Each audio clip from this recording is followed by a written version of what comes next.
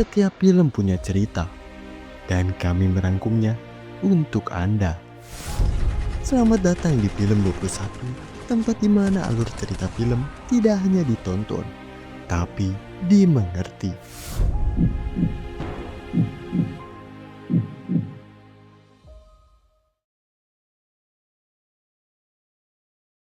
Film dimulai memperlihatkan dengan seorang wanita yang udah marah besar siap nerekam mangsanya yang lagi di dalam mobil. Dia sambil bilang, "Kau tak ingat aku kan?" You don't remember me, do you? Fuck you!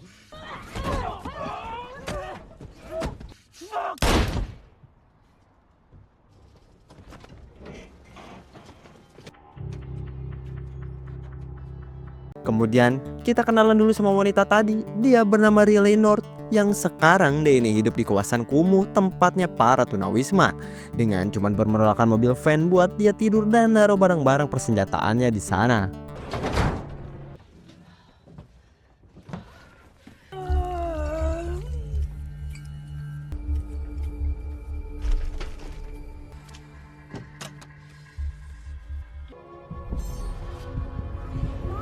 Kemudian cerita pun mundur ke 5 tahun lalu. Di sini, Riley ini masih jadi seorang wanita pada umumnya, punya sebuah keluarga lengkap, 1 anak dan suami. Sedangkan buat pekerjaannya, Riley ini jadi seorang teller bank.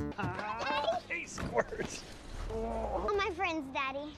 Chris North, everything in your life. I gotta do some Christmas shopping. And I need you to close. Kita ke tempat Chris, suaminya si Riley. Dia lagi kerja di bengkel. Tiba-tiba kedatangan temennya yang ngajakin buat gabung misi rahasia buat benefitnya, uang yang banyak. Ngedenger itu, Chris ini langsung jadi bimbang mau ambil apa enggak tawaran itu. minutes. Our lives change. Get this will. Nobody knows, nobody will know. All you gotta do is drop. Malamnya, Riley yang baru pulang kerja di rumah karena mereka udah lama gak jalan bareng liburan. Akhirnya mereka pun mutusin buat jalan-jalan main ke karnaval nemenin anak satu-satunya mereka. I kept my eyes open almost the whole. Pretty charming. Ice cream. Sedangkan di tempat lain, ternyata temen si Chris sebelumnya yang ngajak beraksi sekarang nasibnya lagi di ujung tanduk. Dia ketangkap sama sekelompok kartel dengan pemimpinnya yang bernama Diego Garcia. Did you really think you were gonna? I hope you don't mind, Mickey. It's gonna make all your problems go away. Puto. Kemudian kita balik ke tempat keluarga si Riley. Ternyata di sisi lain udah ada sekelompok orang yang lagi mantau mereka.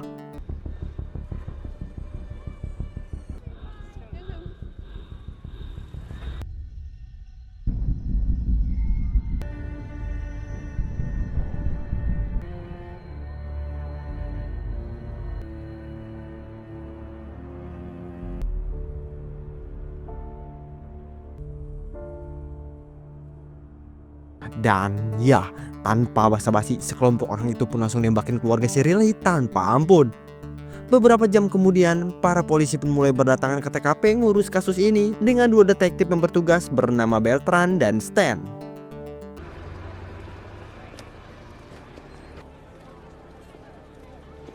It's much between us and them.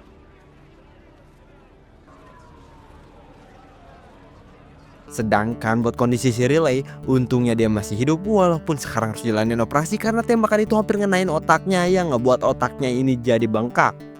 Riley yang udah sadar, detektif Stan ini langsung datengin si Riley buat minta keterangan tentang kasus malam kejadian, serta ngasih tahu kalau ini semua terjadi karena suami si Riley ini sebelumnya berencana buat ngerampok sekelompok kartel bernama Garcia. Michael, Detective. I've been waiting to speak. Think that what happened may be linked to your husband. Know everything, but can't prove anything. He was involved in a plan to rob a drug dealer named. Kemudian pas si detektif Stan mau cabut, tiba-tiba ingatan tentang malam kejadian muncul di ingatan si Riley. Yang karena itulah dia pun langsung ngasih tahu si Stan dia tahu pelakunya. Ngedengar itu, Stan ini langsung bawa si Riley buat nunjukin pelakunya dari beberapa tersangka yang udah mereka tangkap. Number 3. It's number 5. 4. That's him. Are you sure? Abis ngurus para pelaku, Riley yang udah agak sehatan, dia pun akhirnya pulang ke rumah dan berencana buat pindah rumah sambil terus mengenang mendiang anak dan suaminya. Di tengah itu, tiba-tiba datang seseorang yang tujuannya buat nyogok si Riley biar Riley ini lupain semua kasus ini. Yang mana itu ngebuat si Riley ini emosi, langsung ngusir orang itu. Eviction notice. I it only has to begin somewhere. My life. Get out of my house. Get out of my house! Kemudian pas hari persidangan para tersangka pembunuhan keluarga si Riley, di sini kita pun kasih tahu ternyata orang yang datang ke rumah si Riley sebelumnya adalah pengacara dari para tersangka penembakan. Dan si Riley ini makin bikin dibuat frustasi karena di persidangan ini semuanya menyudutkan si Riley seolah-olah pernyataan si Riley ini karena pengaruh obat yang dia minum sekarang. Begitu juga sama si hakim yang udah disogok, dia condongan netral dan malah mutusin kalau para tersangka dinyatakan gak bersalah. Just to clarify one point. Did you see them get out of the car? Identified my clients, correct? Yes, I did. They. You identified not one, Wait, that's but not 3 men in a accurate, moving sir. Did you do anything? I didn't even take those It is pills. the opinion. This can't be over. These men killed my family. The defendant's over for trial. Get away from me! I'm Riley yang kena hantam setengah sadar pas dengar kalau sekarang dia mau dibawa ke RSJ. Dengan mainin timing, dia pun langsung ngeberontak di sana ngelawan coba buat kabur. She wouldn't stop banging her head into the bars. Where's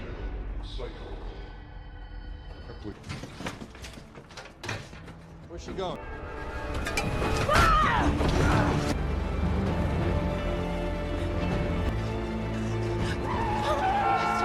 Sekarang kita pun masuk ke masa kini. Stan sama si veteran lagi datang ke TKP pembunuhan yang mana mereka dibuat kaget sama korbannya yang nasibnya sekarang udah digantung. Sedangkan buat identitas para korban itu, mereka adalah para gangster yang ngebunuh keluarga si Riley 5 tahun lalu.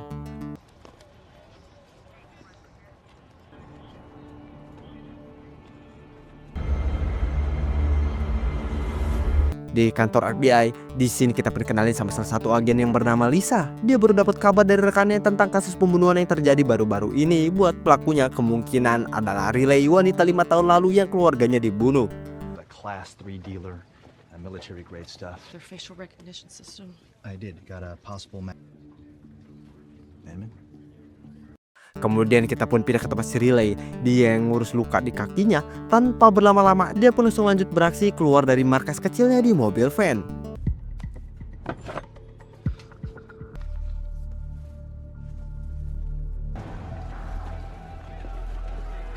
Kita balik ke tempat kantor FBI. Sekarang Lisa ini manggil detektif yang ngurus kasus ini, yaitu si veteran sama si Stan, buat ngebahas tentang si Riley. Dan semua data udah mereka berhasil kumpulin, mulai dari si Riley yang nyuri senjata di toko, merencanakan pembunuhan tepat saat bulan yang sama ketika keluarganya dibunuh, sampai si Riley yang bulan ini baru datang ke LA setelah bertahun-tahun hilang ke luar negeri jadi penggulat underground. Disappeared. Completely off the grid. Pole tagged her 4 months later. Used her real name in a hospital. Security cameras got this during a gun shop burglary a few days ago. 21st. 5-year anniversary. Dan di tempat si Riley, sekarang dia lanjut lagi aksi balas dendamnya, yaitu ke seorang hakim yang udah bersikap gak adil atas persidangan 5 tahun lalu. Tanpa ampun, Riley ini berencana buat ledakin rumah si hakim beserta si hakim-hakimnya. Think that you're so goddamn corrupt. I don't even stand. You remember, wrapped around you is debt cord. You didn't serve justice, Your Honor. I will.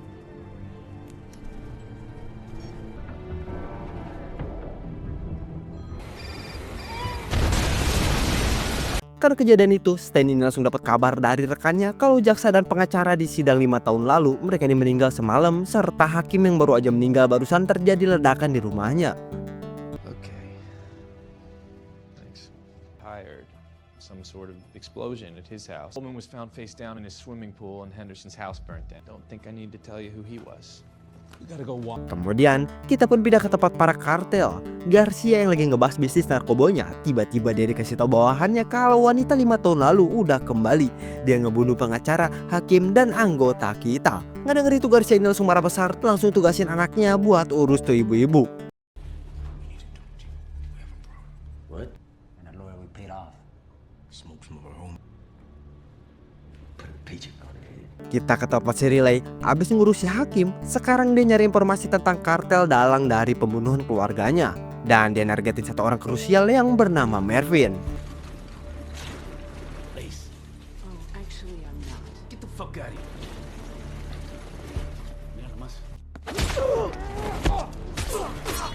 Riley yang berhasil ngabisin para penjaga. Dengan hati-hati dia pun langsung masuk ke dalam nyari keberadaan si Marvin di sana.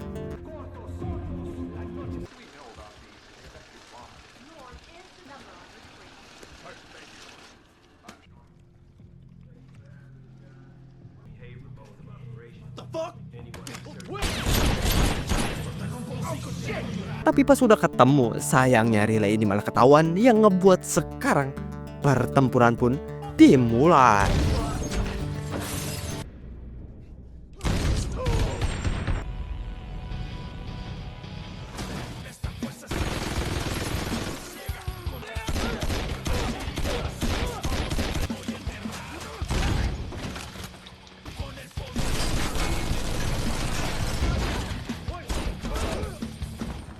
Riley yang berhasil numbangin para kartel di sana, dia pun langsung ngancam si Marvin buat dapetin informasi tentang si kartel Garcia.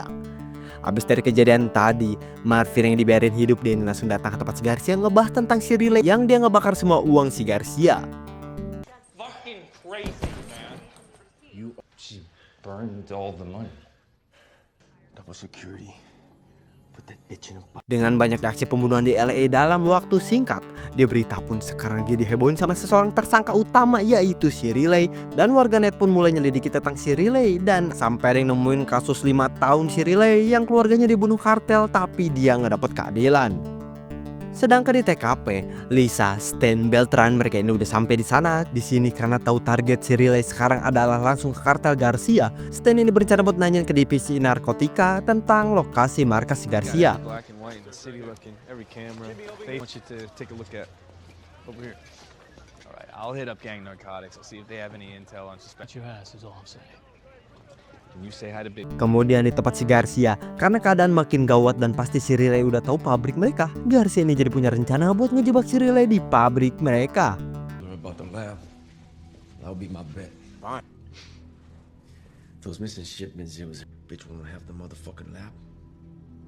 Malamnya bener aja Riley ini sekarang berniat buat nyerang pabrik si Garcia tanpa tahu kalau ternyata Garcia udah tahu rencana si Riley itu.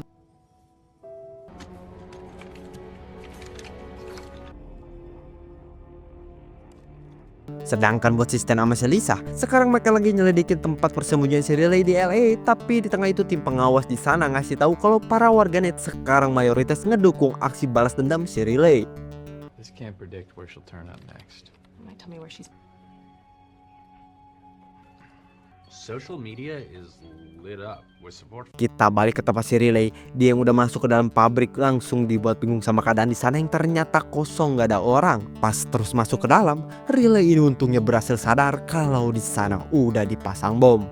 Di sisi lain, anak buah si Garcia ini mantau situasi di dalam, terus mantau sampai mereka ini benar ngelihat si Riley di dalam. Abis keberadaan si Riley ini valid, mereka pun langsung ledakin pabriknya.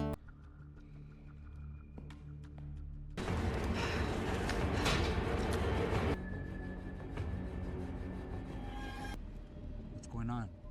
Do you see anything?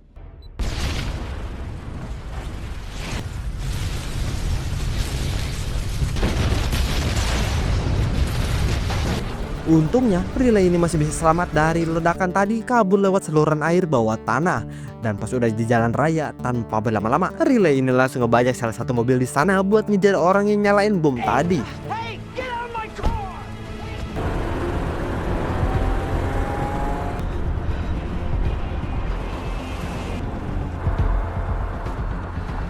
Sedangkan di tempat si Garcia, dia yang lagi berdoa, kedapatan telepon dari anak buahnya yang ngurus pabrik tadi, ngasih kabar bagus kalau mereka berhasil ngabisin si Riley pas dia ada di dalam pabrik. Boss, we smoked their ass. Are you sure? The fools are moving up in the world. Calling some shots. Dan di tempat si Lisa, habis dapat lokasi yang kemungkinan tempat persembunyian si Riley, Lisa ini langsung nyelidikin kawasan kumuh para tunawisma di sana. Di tengah nyari itu, Lisa ini dapat sebuah fakta menarik yang ngebuat dia kaget kalau ternyata kawasan ini sekarang udah aman dari segala tindakan kekerasan semenjak malaikat datang. Talk to you guys for a second. Isn't it dangerous at night for the kids? We got an angel now. Kita balik ke tempat si Riley. Akhirnya dia berhasil nemuin keberadaan anak buah si Garcia dan tanpa basa-basi langsung ngabisin mereka berdua.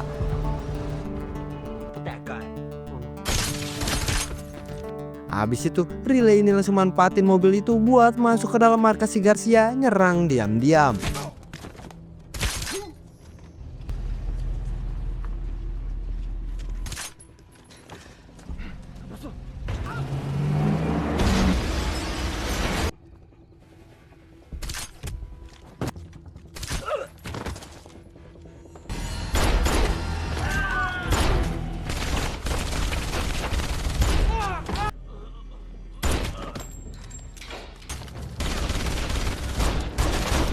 Dan akhirnya Riley ini berada bersama si Garcia. Langsung dia coba buat luapin semua emosi dia, kemarahan dia, balas dendam dia sebelum ngabisin si Garcia.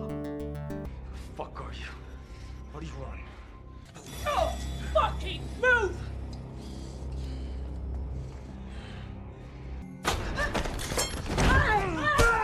Tapi sayangnya momen itu pun hancur setelah tiba-tiba anaknya si Garcia ini nongol, yang ngebuat si Riley ini malah kena tusuk dan si Garcia berhasil kabur. Karena itulah Riley ini langsung coba buat kabur juga dari sana.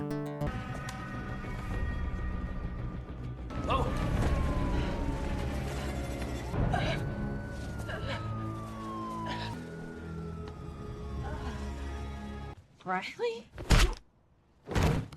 Abis itu Riley ini langsung datang ke rumah teman lamanya dulu buat mampir bentar buat obatin luka tusuknya dia tadi.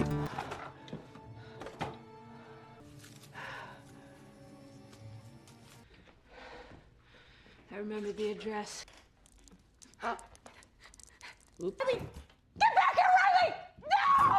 Sedangkan di markas si Garcia, karena kejadian penyerangan tadi, para polisi pun mulai berdatangan ke sana dan di sini Beltran yang ketemu sama Barker, orang dari divisi narkotika. Dia pun langsung nanyain kenapa dia nggak ngasih tahu lokasi ini sebelumnya, padahal Stan udah minta. Ngedenger itu Barker ini langsung bingung karena faktanya dia ini udah coba ngebantu tapi si Stan ini nggak bisa dihubungin. Plus dia udah datang ke mejanya 2 kali tapi hasilnya nihil, si Stan nggak ada di tempat. Carmichael's been trying to get a list of Garcia locations. Calls, texts, emails, even went by his demos. No, don't boast. Hey, I've been trying to call Carmichael. Kemudian kita ke tempat si Stan. Sekarang ini lagi datang ke tempat si Lisa yang dapat penemuan bagus, yaitu persembunyian si Riley di mobil van. Ngelihat itu, Stan ini sambil lihat situasi sekitar, dia pun abisin si Lisa langsung di tempat sebelum Lisa ini laporin penemuan ini ke FBI dan yang lain. Damn.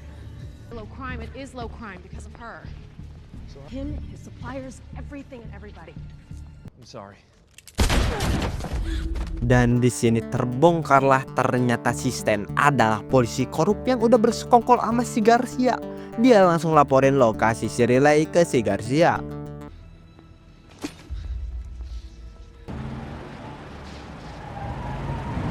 We gotta do this fast.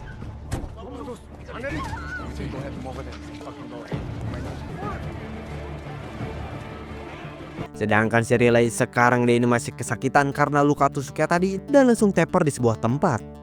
Di tengah pingsan itu, Riley ini tiba-tiba kayak dibangunin sama anaknya yang ngebuat dia pun jadi selamat dari kepungan Garcia sama anak buahnya.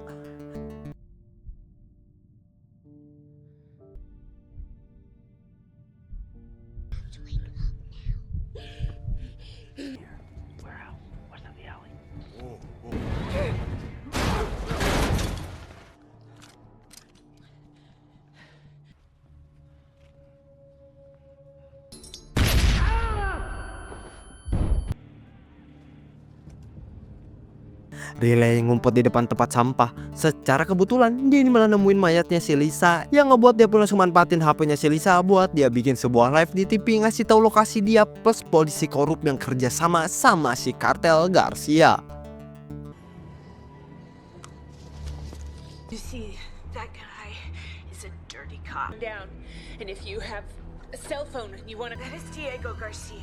He is the man who killed my. I'm Riley North. I'm in Skid Row. I'm in the corner of Olympic and San. Kemudian Garcia yang udah kehabisan kesabaran gak nemu keberadaan si Riley, akhirnya dia pun pakai cara kotor, yaitu nyandra seorang bocil di sana buat si Riley ini serahin diri. Dan benar aja, Riley yang jiwa keibuannya masih ada. Akhirnya dia pun nyerahin diri biar anak itu selamat. I'm coming.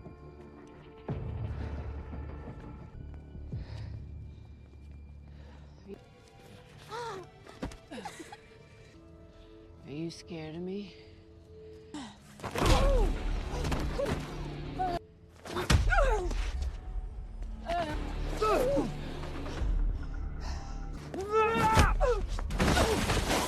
Di tengah itu, si Riley yang lagi dihajar habis-habisan. Untungnya para polisi udah mulai berdatangan yang ngebuat mereka semua ini langsung pada buyar kabur. Sedangkan si Stanley ini langsung dihabisin di tempat sama si Garcia, dia anggap pengkhianat.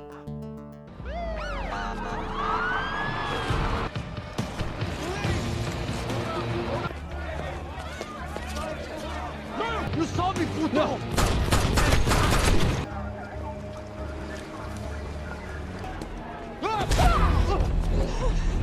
Riley North! Step back! The ground! Don't do it! Di tengah-tengah momen krusial hidup dan mati itu, tiba-tiba para polisi berdatangan. Riley yang udah bertekad, dia pun langsung tarik pelatuknya ngabisin si Garcia demi balas dendamnya. Do it! I'm begging you!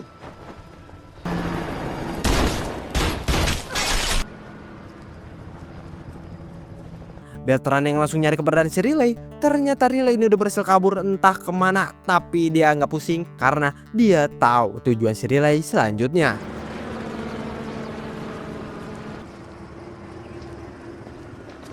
Blocks out, but who knows? Don't bother. Paginya dengan badan penuh luka kesakitan, Riley ini langsung datang ke kuburan anak dan suaminya buat ngasih tahu kalau dia ini rindu sama kalian.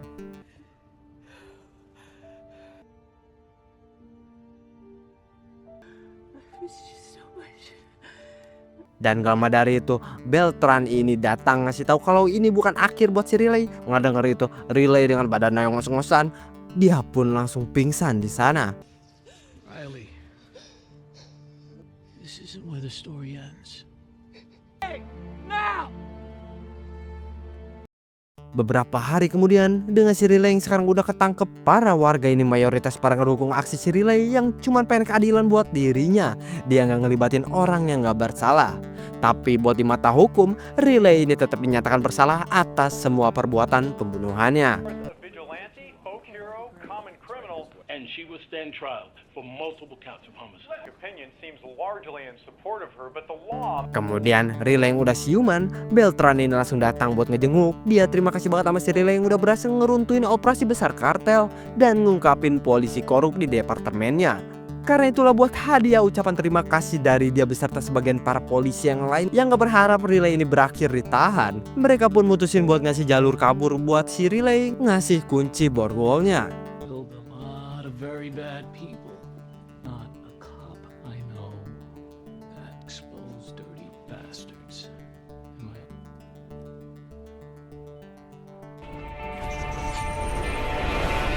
Dengan si Riley yang pada akhirnya berhasil balasin dendam kematian keluarganya dan juga selamat gak jadi di penjara, cerita film kali ini pun selesai. Nah, gimana nih cerita film kali ini? Seru banget kan, gokil? Coba dong komen pendapat kalian di bawah ya. Dan jangan lupa di like yang banyak. Oke? Makasih semuanya yang udah nonton juga udah klik tombol subscribe-nya. See you next video. Bye-bye.